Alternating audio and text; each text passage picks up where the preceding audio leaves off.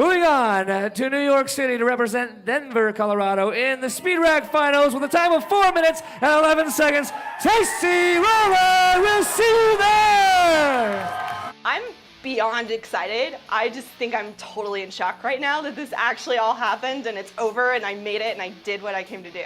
First off, we just want to give you a big welcome to Speed Rack Denver. Who is from Denver in the audience right now? Let's hear it for Denver. I've been practicing. I've been doing this for a few years. This is my 4th Speed Rack and I'm ready. Ultimately, you're here to support other girls doing the same thing you do in their own bars, in their own settings. And so win or lose, it's a totally positive experience. The judging panel is rather intimidating. I definitely have great respect for all of their opinions, and I'm excited/terrified to see what they have to say. Sean Kenyon last year told me if he wanted a warm glass of whiskey, he would have ordered it when I served an old-fashioned. So this will be redemption on that front. The art of a free pour has been lost in what we do right now, so especially relating to this competition, it'd be great to see people free pour and free pour with precision. Cocktail was presented beautifully, a nice clean-cut garnish, a great fill line. I don't think this drink got bitters, so it ends up being a little light. It ended up being a little, like, kind of one-dimensional. I could never do what you do, and the admiration that I have for all of the women in this competition is beyond, so good for you. But your drinks suck. No, just kidding, just kidding. I think the community brings me here today. Every year with Speed Rack is so special, and you meet so many people. Jill took me out in the first round last year, and we've been friends ever since. I'm gonna give a shout out. My friend Whitney Burke is fighting breast cancer right now, and she's amazing, and she's fighting like a soldier, so go Whitney. Jill, we got a little out of balance. It didn't get shaken perfectly. It's not your finest hour, because I know you make great drinks, but plus 15 on that one. I think Casey's drinks look a little more finished than mine. I should have put a garnish on a couple more of my drinks, but it's all good, you know? What makes me stand apart is extreme determination. I have only been bartending for about 2 years now, and I made it my mission to get really, really good at it really quickly.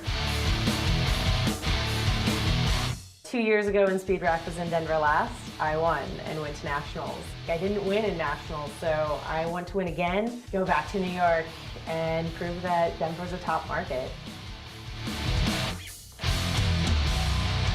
Amanda, the name of this cocktail is the Siesta, but the way that you made this, it makes me want to stay up all night and drink it. So thank you very much. 0. I think my goal is to just tighten up my game a little and keep going fast.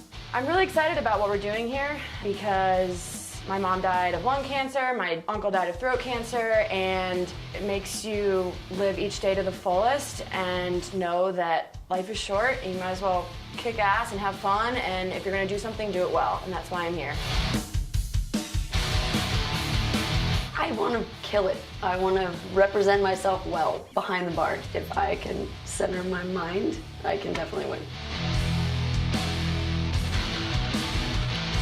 This round was tough for me because you want the drinks to be really, really great. And both of these missed by a good stretch. Really, really diluted and kind of watered down. I'm going to be going against Casey. She recruited me to apply for this Speed Rack competition. I'm so excited, but it's very hard competition. I've worked really hard at this. It's my first year. I don't necessarily expect to win. There's a lot of awesome girls out there, but I think it'd be really cool to get my name out there and be known in Denver. I think this is definitely one of the most nerve-wracking, sort of intense competitions, events, experiences. I really enjoy Speed Rack mostly because it is female-focused and it's charity and it's all for really great reasons. Actually, on your Boulevardier, it should have been a lot more whiskey forward than it was, and I personally would have adjusted it. I'm going up against Amanda next. I'm excited. She was awesome up here.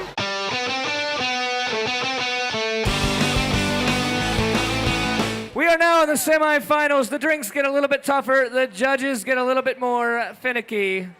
Denver, are you ready? 3, 2, 1, go! Tasty, it's just on balance. It's really sweet. Connie, the balance was good. The absinthe came through. I've never been in the finals. It's the 4th year, first time I've made it. That's super exciting. Go! The Barbary Coast. This drink is gross. It's not a good drink. It's never gonna be a good drink. Basically what happened here is neither one of them looked that great coming out.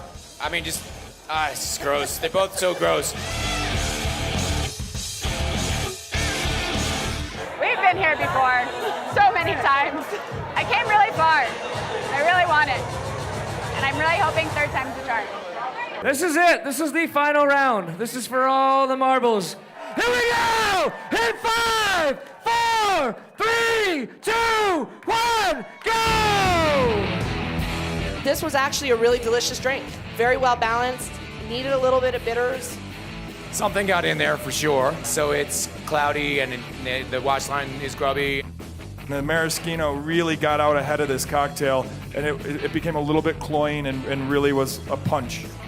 You gave me a lemon wheel from a lemon that had been peeled from, so it wasn't the most attractive thing I've ever seen.